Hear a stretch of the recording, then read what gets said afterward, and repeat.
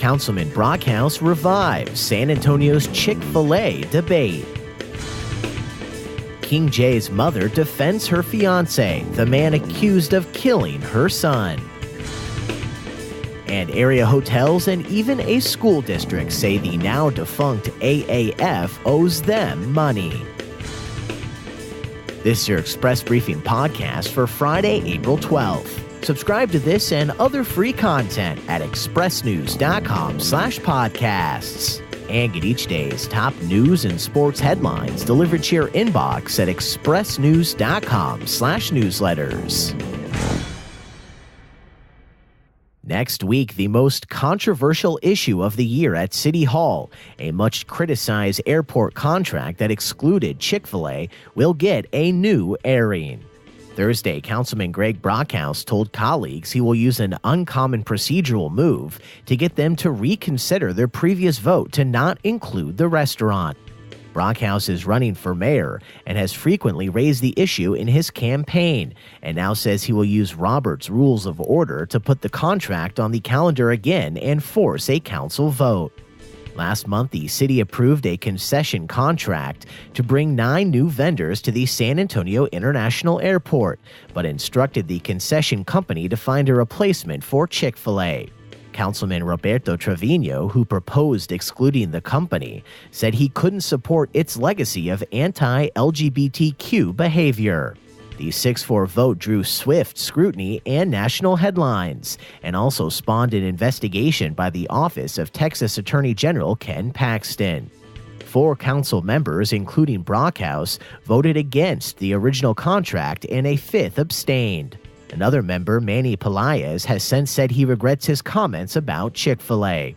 Thursday, Councilman Brockhaus's move came just hours before Attorney General Paxton announced that his office has asked the city to provide information for its inquiry into whether the restaurant decision was legal, including communications between council members and calendars indicating phone calls and meetings.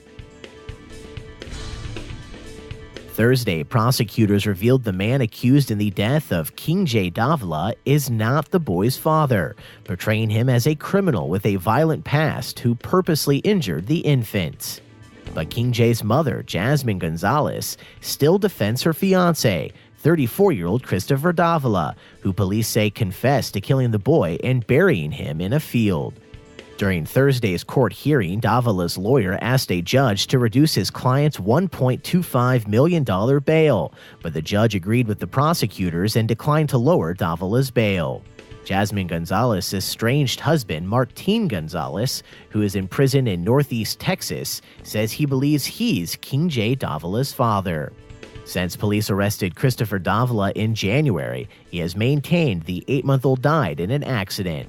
King Jay Davila would have turned 1 year old on Thursday. After months of public outcry, Thursday the City Council strengthened environmental disclosures that developers must make when applying for permits, in a move officials hope will prevent the kind of controversy sparked last year over a luxury apartment complex on the Northwest Side that still remains under criminal investigation by the Fish and Wildlife Service. Among other items, developers must now include the name of the biologists they used to conduct habitat studies and when those studies were done, and also must acknowledge that the developer is the sole party responsible for complying with the Endangered Species Act.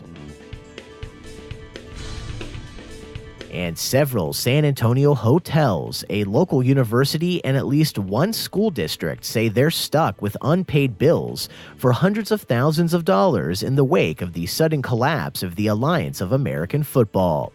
While the San Antonio Commanders got off to a strong start, averaging more than 20,000 attendees at their 4 home games, after just 8 weeks, the remaining games were canceled and player contracts terminated. On April 2nd, the AAF announced it was ceasing operations, and among other debt, the closure left an outstanding balance at the Alamo Dome of more than $250,000, and the Northeast Independent School District says it still owed $47,000 for the use of 2 stadiums. An AAF spokesperson has said the league's owners are trying to resolve these issues, but it still remains unclear whether all of the San Antonio area groups will receive full payment. And that's your daily San Antonio Express briefing for Friday, April 12th. Subscribe to this and other free content at expressnews.com/podcasts.